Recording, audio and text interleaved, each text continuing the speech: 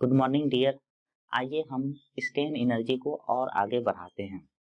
पिछले क्लास में हम लोगों ने स्टेन एनर्जी को समझे थे, क्या होता है, उसके डिफिनेशन के बारे में जाने थे।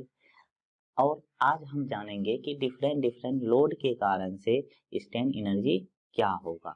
अगर हम लोड का तरीका चेंज करते हैं तो स्टेन एनर्जी ऑब्जेक्ट में कितना होगा। आइए देखते हैं। Strain energy different type of load के कारण से क्या होगा। अब लोड इस तरह का होगा, देखिए सबसे पहला हम पढ़ते हैं strain energy due to gradually applied load. Strain energy due to gradually applied load. दूसरा होता है, हमारे सिलेबस में दिया हुआ है, strain energy due to suddenly applied load. और तीसरा होता है strain energy due to impact load और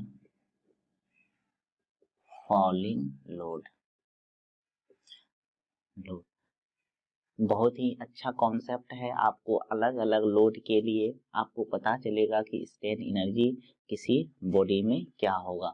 stand energy due to gradually applied load के कारण से एक्चुअल में इसमें हम क्या देखते हैं, स्टेन एनर्जी का जो फॉर्मूला हम पढ़े हैं, बेसिक फॉर्मूला वही होगा। स्टेन एनर्जी इक्वल टू हमने क्या पढ़ा है, half into stress into strain into volume.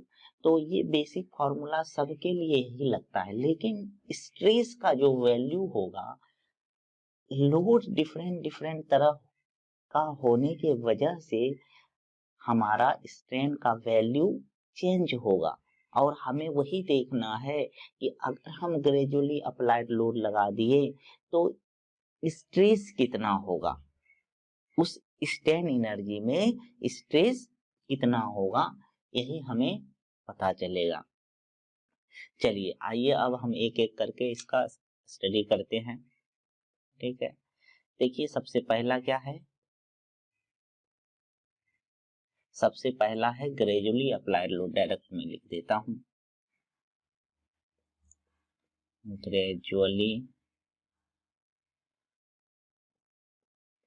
Applied load. Gradually applied load को पहले आप समझिए कि ग्रेजुअली अप्लाइड लोड अगर आप लगाते हैं तो इसका क्या मीनिंग है। स्टेन एनर्जी तो हमें निकालना आ ही जाएगा, लेकिन उससे पहले हमें समझना है कि ग्रेजुअली अप्लाइड लोड का क्या मीनिंग है। ठीक है, तो अभी आप समझिए कि ये कोई ऑब्जेक्ट है, कोई आयरन रॉड है। ठीक है, ये कोई आयरन रॉड है। इस रॉड पे आप क्या लगा रहे हो, लोड लगा रहे हो। कैसा लोड, ग्रेजुअली अप्लाइड। किसे कहते हैं ग्रेजुअली अप्लाइड लोड, तो ऐसा लोड जिसे हम जीरो से स्टार्ट करके उसके मैक्सिमम वैल्यू तक जाते हैं। जैसे कि आपको 20 न्यूटन लगाना है लोड, ठीक है, अगर 20 न्यूटन लगाना है तो आप एक ही बार नहीं लगाओगे। आप क्या करोगे, जीरो से स्टार्ट करोगे, 1 लगाओगे, 2 लगाओगे, 3 लगाओगे, 4 लगाओगे। इस तरह से स्टेप वाइज बढ़ते बढ़ते जा करके आप मैक्सिमम 20 न्यूटन तक लगाओगे। तो इस तरह के लोड को हम बोलते हैं ग्रेजुअली अप्लाइड लोड। मान के चलिए कि पी लोड लगा दिए आपने इस पे पी लोड लगा दिए। जैसे ही आप इस पे पी लोड लगाइएगा तो ये क्या होगा, बढ़ेगा। मान के चलिए जो जो बढ़ करके आया वो आ गया आपको डेल्टा एल। ठीक है, ये इलोंगेशन जो हुआ है वह डेल्टा एल हुआ है, और इसका मान के चलिए कि इसका लेंथ एल है, ये जो लेंथ है ओरिजिनल लेंथ एल है, ठीक है। और इसका क्या होगा देखिए, और इसका आपको क्रॉस सेक्शन एरिया होगा, यंग्स मॉडुलस ऑफ इलास्टिसिटी होगा, वह सब दिया हुआ है। इसके बाद और क्या होगा, इसमें सिग्मा होगा, स्ट्रेस निकल रहा होगा कि इसका स्ट्रेस कितना होगा, इस लोड के अप्लाई होने से स्ट्रेस कितना होगा। मेनली हमें यही फाइंड करना है कि इस स्ट्रेस का वैल्यू क्या होगा ग्रेजुअली अप्लाइड लोड के केस में, ठीक है। और उसी से हमें स्ट्रेन एनर्जी निकल के चला आएगा। तो ग्रेजुअली अप्लाइड लोड का क्या मतलब हुआ है, when load is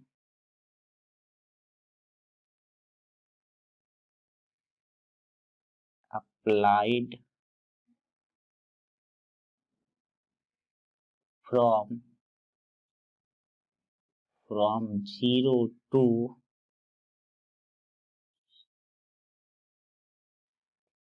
maximum value of load. When load is applied from 0 to maximum value of load, maximum value of load gradually और इसी को हम बोलते हैं step wise, then load is called gradually applied load। क्या कहलाएगा, gradually applied load कहलाता है। अगर आप इस पे पी लोड लगाए हो, इसका मतलब इसे हमें 0 से स्टार्ट करना है और बढ़ाते बढ़ाते कहाँ ले जाना है, पी तक ले जाना है, तो इसे हम कहेंगे ग्रेजुअली अप्लाइड लोड। धीरे धीरे बढ़ाते बढ़ाते हम मैक्सिमम वैल्यू लोड के मैक्सिमम वैल्यू तक चले आए, तो हमें मिलता है क्या, ग्रेजुअली अप्लाइड लोड मिलता है, ठीक है। इस केस में देखिए फिगर से समझने की कोशिश कीजिए।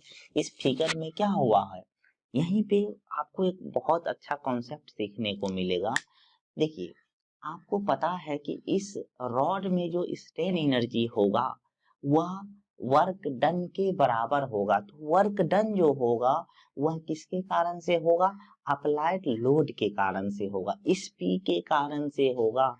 ये जो पी है यही है आपको लोड है, ठीक है, यही लोड है, और इस लोड के कारण से वर्क डन होगा, और उस वर्क डन के वजह से इस रॉड में एक एनर्जी स्टोर होगा जो कि इस वर्क डन के बराबर होगा। यानी कि जो एनर्जी इसके पास होगा वह इंटरनल होगा, यानी इंटरनल स्ट्रेस भी क्या होता है, इंटरनल फिनोमिना होता है। इसका मतलब है कि इस रॉड के अंदर जो एनर्जी होगा वह किसके कारण से होगा, स्ट्रेस के कारण से होगा, ठीक है। यानी कि अगर आपको एनर्जी लिखना है तो एनर्जी लिखने वक्त आपको स्ट्रेस यूज करना है, और जब वर्क डन आप लिखेंगे तब पी यूज करना है। देखिए आइए आगे देखते हैं। कोई भी डाउट हो आप हमसे पूछ सकते हैं, आपको समझ में अच्छी तरीके से आना चाहिए, छोटा से छोटा चीज भी हो वो आप हमसे पूछ सकते हैं। जिस तरह से आप कॉल करके पूछ लीजिए, व्हाट्सएप पे पूछ लीजिए, या कमेंट करके पूछ लीजिए, लेकिन क्वेश्चन जरूर पूछिए। चलिए आते हैं यहाँ पे क्या हुआ है। देखिए इसमें एनर्जी जो होगा, सबसे पहले हम देखते हैं कि एनर्जी कितना होता है इसके पास। देखिए स्ट्रेन यहाँ पे लिख देते हैं नाउ स्ट्रेन एनर्जी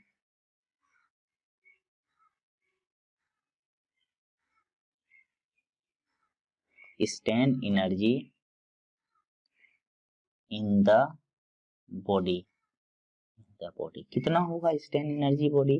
फॉर्मूला जो है वही रहेगा, हाफ इंटू क्या, देखिए क्या होता है, फोर्स। फोर्स किसके कारण, फोर्स का वैल्यू आपको इसके टर्म में लिखना होगा, यानी कि सिग्मा इंटू ए हो जाएगा।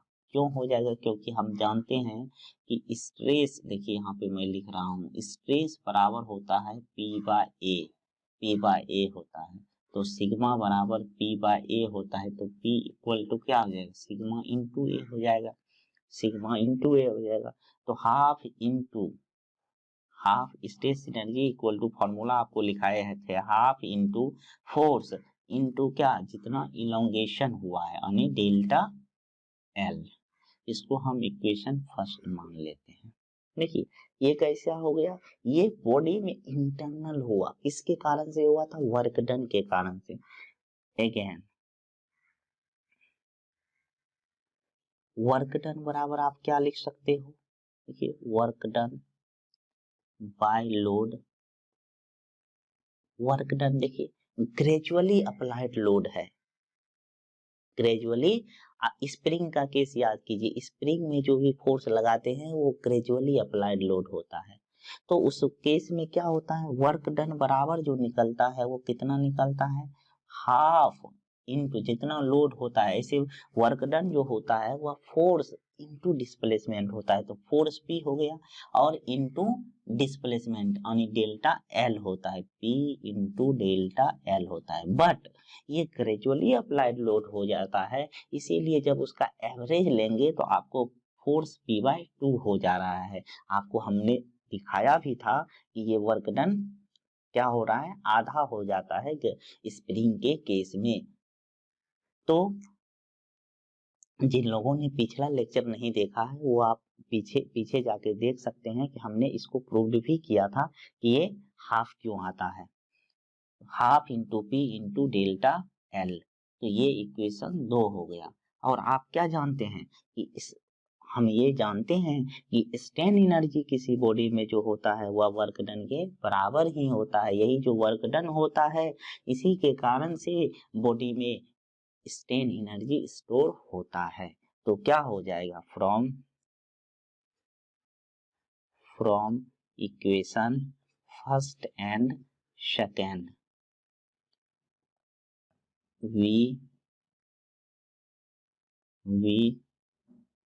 नो दैट, हम क्या जानते हैं, हम जानते हैं कि ये दोनों बराबर होगा।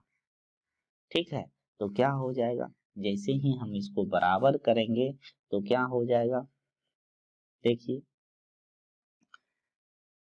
वी नो दैट, यहाँ से हम थोड़ा आगे लिखते हैं अब इसको,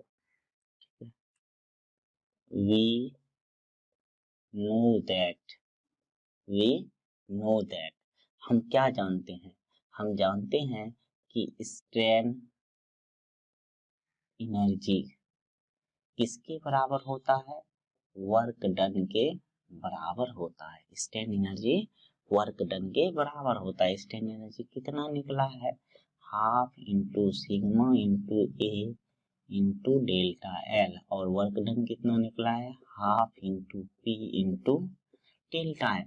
जो वर्क डन है वह एक्सटर्नल फिनोमिना है और स्ट्रेन एनर्जी इंटरनल फिनोमिना है। इसी कारण से इसमें जो फोर्स लिखे हैं वह स्ट्रेस के कारण से लिखे हैं, क्योंकि स्ट्रेस भी इंटरनल फिनोमिना होता है। यहाँ से देखिए क्या हो जाएगा, कट जाएगा, ये डेल्टा एल भी कट जाएगा, क्या बचा sigma A equal to P. तो यहाँ से क्या हो गया, सिग्मा बराबर कितना हो गया, पी बाय ए हो गया, यानी कि ये सिग्मा स्ट्रेस निकला मेरा। ये क्या है, ये आपको स्ट्रेस है और स्ट्रेस का वैल्यू पी बाय ए निकला। पी बाय जो आप लोड निकाल रहे थे, दिए थे, उतना डिवाइडेड बाय जितना उसका क्रॉस सेक्शनल एरिया है। ये क्या है, ये आपको क्रॉस सेक्शनल एरिया है। पी क्या है, पी आपको लोड है। ठीक है, और ये कब होता है, व्हेन ग्रेजुअली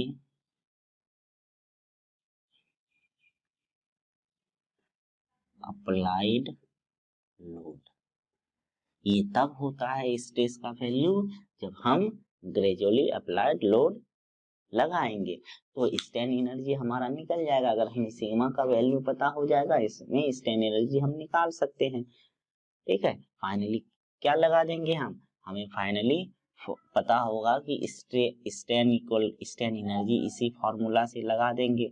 स्ट्रेन एनर्जी क्या होता है, half into stress into strain into volume.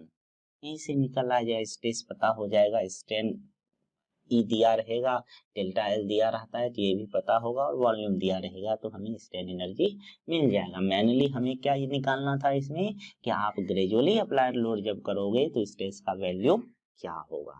Okay, तो ये तब की बात है जब आप क्या करते हो, ग्रेजुअली अप्लाइड लोड लगाते हो तब। अब बात आती है सेकेंड नंबर की। सेकेंड नंबर में क्या था, सडनली अप्लाइड लोड था।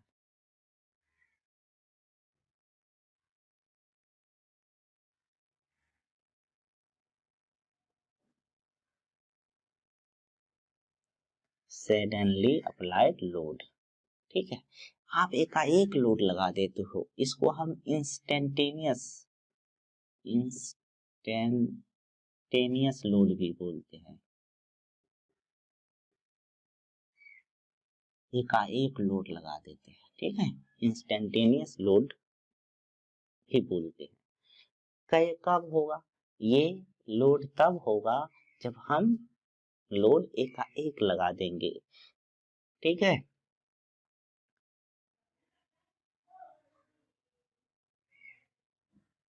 when load is applied suddenly, and load is applied suddenly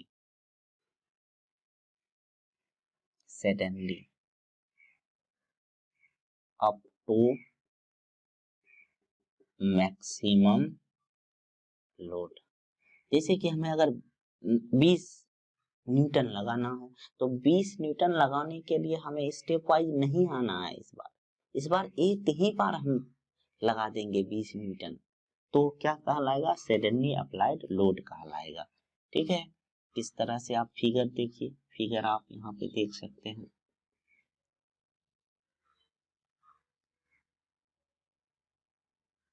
इस पे आप अगर पी लोड लगाते हो और कैसे लगाते हो, सडनली लगाते हो, तो क्या होगा, ये भी आपको बढ़ेगा। कितना बढ़ेगा, मान लेते हैं फिर से डेल्टा एल ही बढ़ेगा। इसका लेंथ एल होगा, इसका एरिया ए होगा, इस पे सिग्मा होगा। ठीक है, लोड में तो इस केस में क्या होगा कि आप सडनली अप्लाइड लोड जब लगाते हो तो लोड इस बार जो है देखिए कितना हो जाएगा। तो आप क्या करोगे, आपको पता है, हम क्या जानते हैं, वी नो दैट, हम जानते हैं, क्या जानते हैं कि स्ट्रेन एनर्जी इक्वल टू होता है वर्क डन बाय लोड होता है। तो इस बार जो वर्क डन होगा, पी कैसे लग रहा है, सडनली लग रहा है। जितना लग रहा है आने की स्टार्टिंग से ही, इस बार जीरो नहीं है स्टार्टिंग में, इस बार स्टार्टिंग से ही कितना लोड लगेगा, इस बार स्टार्टिंग से ही सिग आपको पी ही लगेगा। यानी जितना पी, इस तरह से अगर आपको मैं फिगर में दिखाऊं तो देखिए इस तरह से फिगर बन गया। अगर ये लोड हो, ठीक है, और ये इलोंगेशन हो, तो लोड इस बार एकाएक इतना ही लगा, इस तरह से लग गया। तो बताइए इसका एरिया आपकी बार क्या हो जाएगा, इस बार एरिया क्या हो जाएगा, इसका एरिया जब आप निकालोगे तो P इंटू डेल्टा एल होगा एरिया, P इंटू डेल्टा। तो वर्क डन इस केस में जब स्टार्टिंग से ही 20 न्यूटन या जितना हम लगाएंगे उतना रहेगा, यानी P रहेगा, तो कितना वर्क डन हो जाएगा, load into displacement delta L के बराबर होगा। स्ट्रेन एनर्जी का फॉर्मूला वही रहेगा, वो चेंज नहीं होगा। वो क्या है, इंटरनल फिनोमिना है, तो हाफ इंटू सिग्मा ए इंटू क्या, डेल्टा एल। एक बात आप ये ध्यान दीजिए कि इस बार जो है सिग्मा का वैल्यू उस केस का वैल्यू है जब आप सडनली अप्लाइड लोड लगाए हैं, यानी कि हमेशा ही मैक्सिमम अल्टीमेट स्ट्रेंथ जितना होता है, यानी मैक्सिमम जो आप लगा सकते थे, जितना आप मैक्सिमम लगा सकते थे उतना लोड लगा दिए। इसका मतलब है कि सिग्मा भी जो उस समय डेवलप्ड हो रहा होगा वो क्या होगा, मैक्सिमम होगा, वह सिग्मा का वैल्यू भी मैक्सिमम होगा। तो इसे आप सडनली अप्लाइड लोड के सिग्मा एस यू से डिनोट करते हैं। सिग्मा सडनली और अल्टीमेट स्ट्रेंथ तक जाते हैं, सिग्मा एस यू। इसका मतलब हो गया स्ट्रेस सडनली अप्लाइड लोड के कारण से और अल्टीमेट स्ट्रेंथ तक जाएगा। ठीक है, तो यहाँ से देखिए क्या हो जाएगा, यहाँ से आपको डेल्टा एल कैंसिल होगा और क्या हो जाएगा, sigma S U equal to P by, देखिए 2 इधर चला आएगा तो 2 बाय ए हो गया। देखिए अंतर क्या आया वो देखिए आप, देखिए क्या अंतर आया, अंतर क्या आया, जब आपने सडनली अप्लाइड लोड लगाया तो स्ट्रेस जो क्रिएट हुआ, ये जो स्ट्रेस है, स्ट्रेस किसके कारण से, सडनली अप्लाइड लोड के कारण से, और अल्टीमेट स्ट्रेंथ, अल्टीमेट क्यों, क्योंकि आपने मैक्सिमम लोड ही लगाया है हर समय, तो इसीलिए एस यू का मतलब आप समझिए कि क्यों एस यू दिए हैं। तो सिग्मा इक्वल टू कितना हो गया, 2p बाय ए। देखिए ये लोड है और ये क्रॉस सेक्शनल एरिया हो गया। देखिए जो आप ग्रेजुअली अप्लाइड लोड में लगाए थे उससे 2 गुना लग गया। ये कब लगेगा, when load is suddenly applied। ठीक है, लोड कैसे अप्लाइड हुआ है, suddenly हुआ है। एक इम्पोर्टेंट पॉइंट क्या पता चला आपको, नोट में आप लोग लिखिएगा, नोट में कि जो स्ट्रेस क्रिएट हुआ है ग्रेजुअली अप्लाइड के केस में और सडनली अप्लाइड के केस में, तो सडनली अप्लाइड के केस में जो स्ट्रेस है वह 2 टाइम्स है ग्रेजुअली अप्लाइड लोड्स के। देखिए ऑब्जेक्टिव में भी पूछ देता है, ठीक है, ये 2 टाइम्स है, 2 टाइम्स है। क्या लिखिएगा, stress in suddenly applied load is 2 times of stress in gradually applied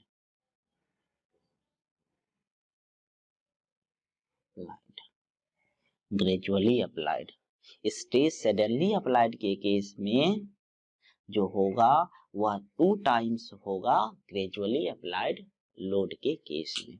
ठीक है, तो ये सडनली अप्लाइड और ग्रेजुअली अप्लाइड में क्या अंतर आया ये भी आप समझ लिए।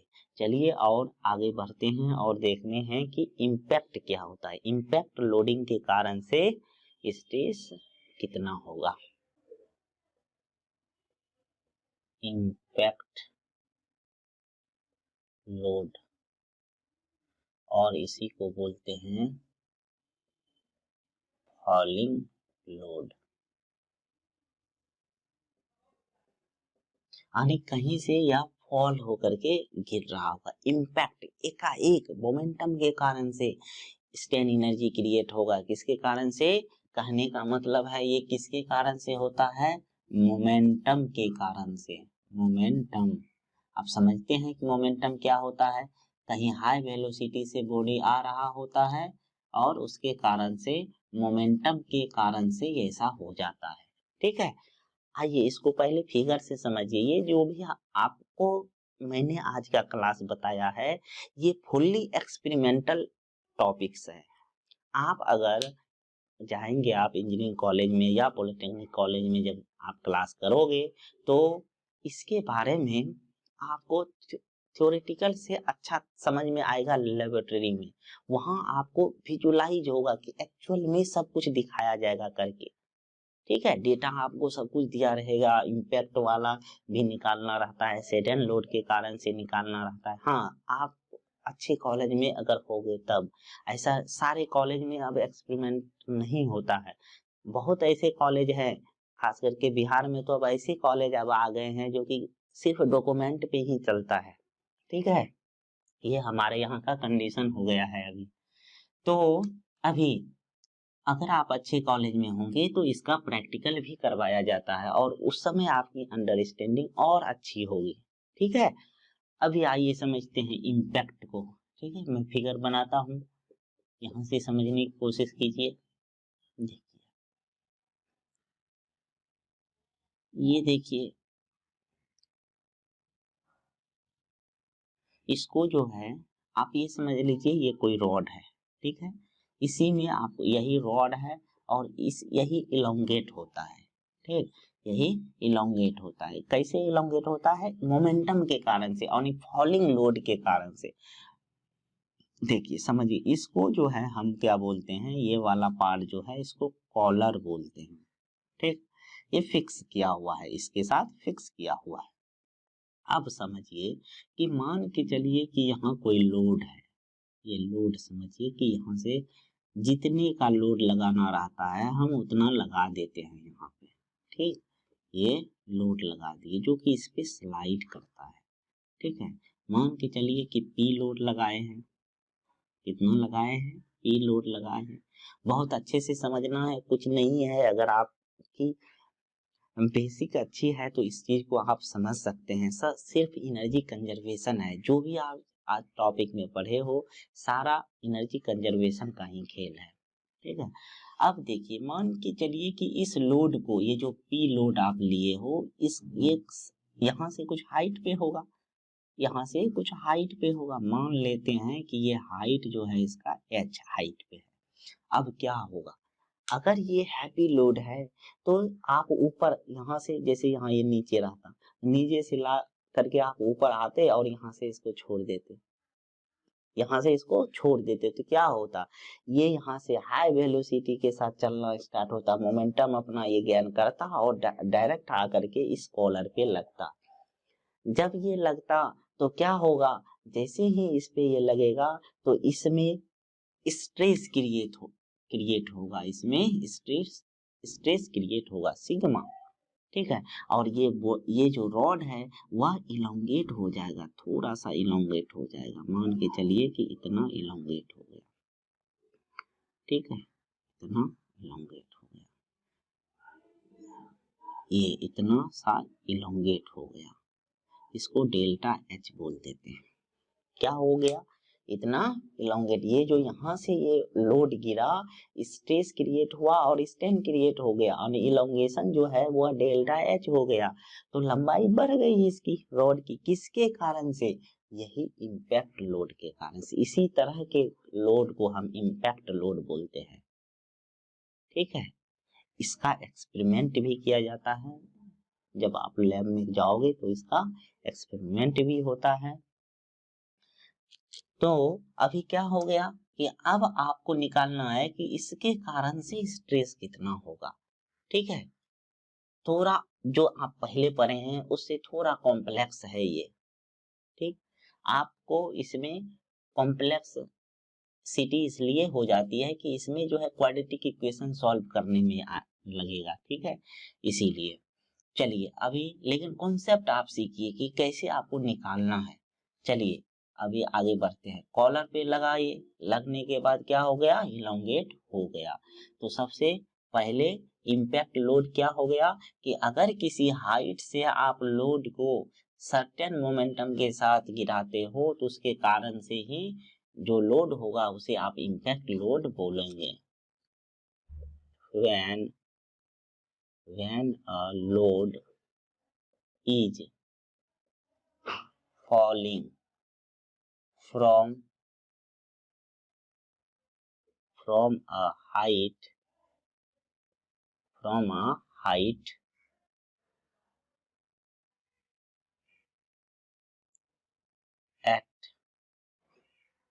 at the collar then